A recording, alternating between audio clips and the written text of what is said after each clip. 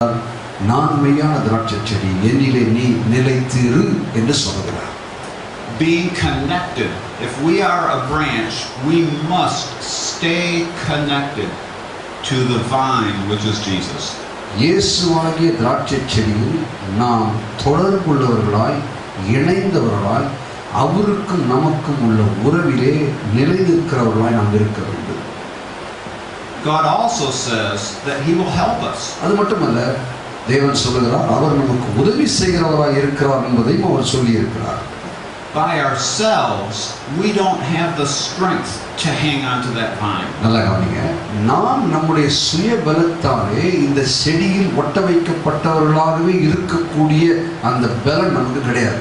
But it's Jesus that provides the strength. அந்த பலனை நமக்கு கொடுப்பதும் இயேசுதான். Remain in Jesus and Jesus will remain in you. ஹல்லேலூயா. இயேசுவில் நாம் நிலைத்திருக்க வேண்டும், இயேசுவும் நம்மிலே நிலைத்திருப்பார். If a branch had to stay on the vine with its own power, nothing happens. ஒரு குறிப்பிட்ட கிளை அல்லது கொடி அது தன்னுடைய சுய பலத்திலேயே இந்த திராட்சை செடியில நின்றுடலாம் ட்ரை பண்ணிச்சுன்னு சொன்னா ஒன்றும் நடக்காது. It needs the nourishment of the vine. அதற்கு மெயினா அந்த பிரதானமான செடியிலிருந்து அதற்கு போஷாக்கு கிடைக்க வேண்டும். That means that if we need to be Christians on our own strength, we can't do it.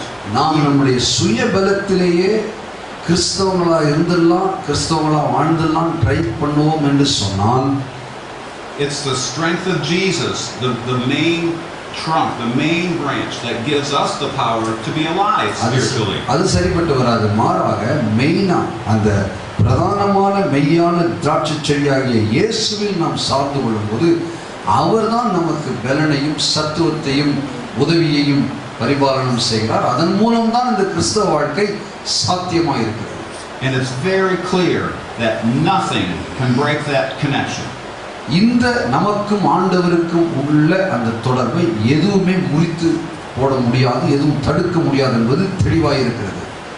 So if I am a branch, if we all are branches on a grapevine, நாம் எல்லாருமே இந்த திராட்சை செடியிலே ஒரு கொடிகளாக இருப்போம் என்று வைத்துக் கொள்ளுங்களேன். and we're healthy, we're going to have a lot of fruit. நாம் நல்ல ஒரு ஆரோக்கியமான கொடியா இருந்தோம்னு சொன்னா நிறைய கனிகளை கொடுப்போம். Lots of grapes hanging on the branches. அப்படிப்பட்ட ஒரு செழிப்பாய் இருக்கிற ஒரு திராட்சை செடியில பார்த்தீங்கன்னா அநேக திராட்சை பழங்கள் அங்கு இருக்கும், காணப்படும். And when God the Father comes and sees this, He says, yes, this is what I want. பிதாவாகிய தேவன் வந்து அதை பார்ப்பான்னு சொன்னா, அப்பா இந்த மாதிரி ஒரு செடியை தான் நான் விரும்புகிறேன் என்று அவர் சொல்லுவார், எதிர்பார்ப்பார். And in one sense, it's obvious. That's what happens. ஒரு விதத்தில் பார்த்தா அதான் ஆகுது, அப்படிதான் காரியமும் அப்படிதான் நடக்குது.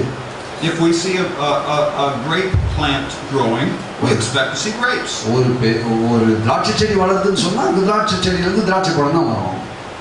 And God planted a grape plant. தேவன் வந்து இப்போ ஒரு திராட்சை செடியை நடுகிறார். He expects grapes, not bananas. Yes. திராட்சை செடியை நட்டுட்டு அதுல மாம்பழம் வரும்னு கர்த்தர் எதிர்பார்ப்பாரா? செய்ய மாட்டாரு.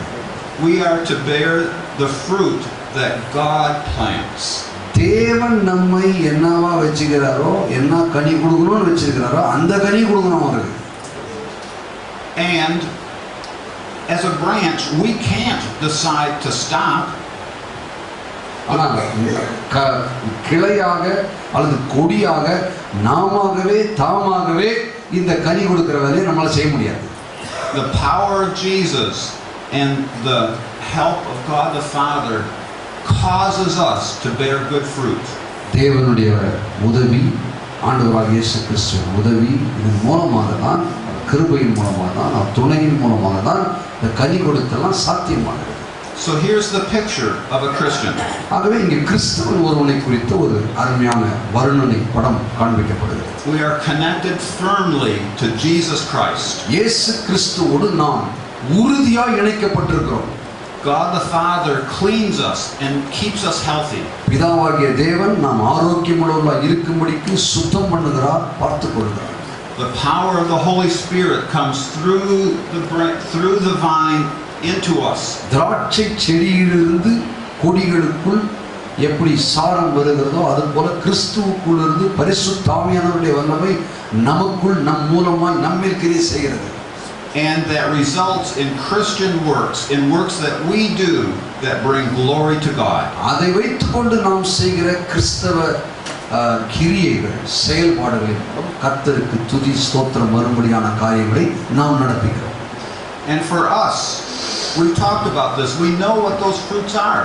ஆகவே நான் இப்ப சொன்னேன் இல்லையா, நமக்கு இந்த கனிகள் என்னன்னு தெரியுமே. It's bringing the gospel to those that haven't heard it. கேள்விப்பட்டிராதவர்களுக்கு சுவிசேஷத்தை சொல்லுவது இதில் அடங்கியிருக்கிறது. It's bringing a tract to someone who needs to read a tract. ஒரு டிராக்டை யார் படித்தாக வேண்டுமோ அப்படிப்பட்டவர்களுக்கு டிராக்டை கொடுப்பது இந்த கிரியையில் ஒன்று. That is what God has called you to bear fruit with on your branch. ஆகவேதான் உம்மை கனி கொடுக்கும்படி அவர் அழைத்திருக்கிறார். நீர் அவரின் கொடியாய் கிளையாய் நிலைத்திருக்கிறீர். What a great place to be. இது எவ்வளவு ஒரு அற்புதமான பெரிய ஸ்தானம் என்பதை எண்ணி பார்த்திருக்கிறீரா? We are alive, we are healthy, we bear fruit for God. நமக்கு ஜீவன் இருக்கிறது, நாம் ஆரோக்கியமாய் இருக்கிறோம், தேவனுக்காய் கனி கொடுக்கிறோம். Jesus goes on to say, இயேசு இன்னும் தொடர்ந்து பேசுகிறார். in verse 7, ask what you wish and it will be done for you. 7ஆம் வசனத்தில் சொல்கிறார், நீங்கள் என்னிலும் என் வார்த்தைகள் உங்களிலும் நிலைத்திருந்தால் நீங்கள் கேட்டுக்கொள்ளுகிறது எதுவோ அது உங்களுக்கு செய்யப்படும் என்றார். And the next verse, this is to my Father's glory that you bear much fruit. அடுத்த வசனத்தில் சொல்கிறார், என் பிதா மகிமைப்படுகிறார், நீங்கள் மிகுந்த கனிகளை கொடுப்பதனால் என் பிதாவுக்கு மகிமை உண்டாகிறது என்று சொல்கிறார். So let's talk about this for a minute. இதை கொஞ்சம் நேரம் பேசுவோமே.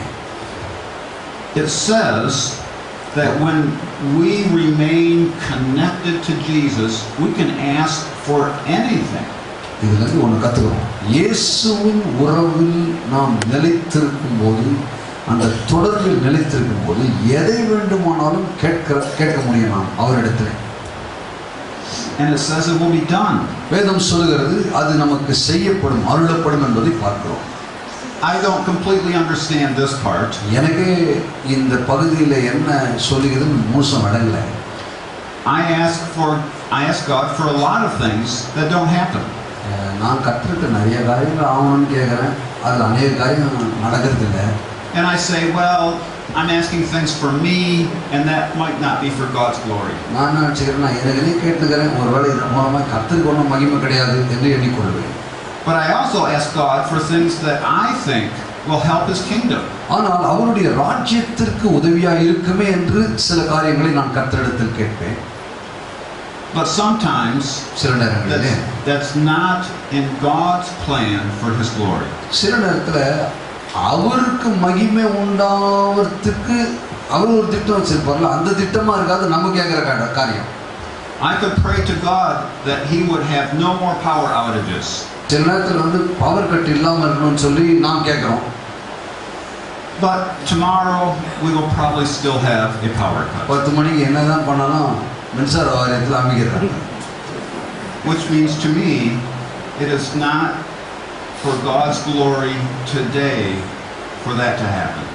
ஆகவே என்னை பொறுத்த வரைக்கும் அது என்ன இதனால என்ன ஆண்டவருக்கு மகிமை உண்டாக போகுதுன்னு அப்படின்னு நான் நினச்சிக்கிறேன்.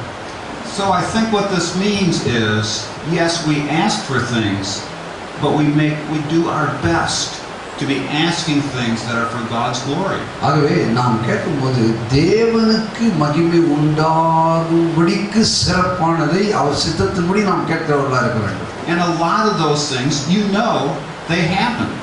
நமக்கு தெரியும் அதில் நிறைய காரியங்கள் நடக்கிறது. You've prayed for a family member or a friend to become a Christian. கிறிஸ்தவராய் மாறும்படிக்கு நம்முடைய குடும்ப அங்கத்தினர்களுக்காக, நம்முடைய நண்பர்களுக்காக நாம் ஜெபம் பண்ணுகிறோம் என்று வைத்துக் கொள்ளுங்கள். You've prayed for a healing and God has healed. ஒரு சுகத்திற்காக ஜெபம் பண்ணுகிறீர்கள், தேவன் சுகம் தருகிறார். You've prayed for a blessing for somebody and God has answered. யாரோ ஒருவருக்கு ஆசீர்வாதம் உண்டாகும்படி தேவனிடத்தில் ஜெபம் பண்ணுகிறீர், அந்த ஆசீர்வாதத்தை தேவன் அவர்களுக்கு தருகிறார். And I think the closer the connection with God, the better our prayers are. ஹalleluya. எந்த அளவுக்கு கர்த்தருக்கும் நமக்கும் உள்ள உறவு நெருக்கமாக நிலைத்திருக்கிறதோ அந்த அளவுக்கு நம்முடைய ஜெபங்களுக்கு பதில் எளிதாய் கிட்டுகிறது. And when my faith is perfect, then my prayers will be perfect. என்னுடைய விசுவாசம் நிறைவாய் சரியாய் இருக்கும்போது என் ஜெபத்துக்கு பதில் வருவதும் சரியாக அற்புதமாய் சம்பவிக்கிறது. And that will happen in heaven, and I will have perfect faith and perfect prayers. நான் பரலோகம் போகும்போது தான் அந்த கம்ப்ளீட் விசுவாசம், அந்த கம்ப்ளீட்டா என்றது அங்கதான் என்று சொல்றாரு. So for now, I keep learning. I get closer and closer connected to God. நான் இங்கே பூவுலகத்தில் என்ன பண்ணிக்கிறேன்னா கொஞ்சம் கொஞ்சமாக கற்றுக்கொள்கிறேன், கொஞ்சம் கொஞ்சமாக நெருங்கி கொண்டிருக்கிறேன், கொஞ்சம் கொஞ்சமாக அதில் தேறி கொண்டிருக்கிறேன், முன்னேறி கொண்டிருக்கிறேன். And I encourage you to do the same thing. அதே காரியத்தை நீரும் உங்களுடைய வாழ்க்கையில் பின்பற்றும்படி நான் உண்மை அன்புடன் வேண்டிக் கொள்கிறேன். Remain connected to God because that brings glory to Him. தேவனோடு உள்ள தொடர்பில் நிலைத்திருப்பதில் ஜாக்கிரதையாக இருங்கள். ஏனென்றால் அதன் மூலம்தான் அவருக்கு துதி மகிமை உண்டாக போகிறது.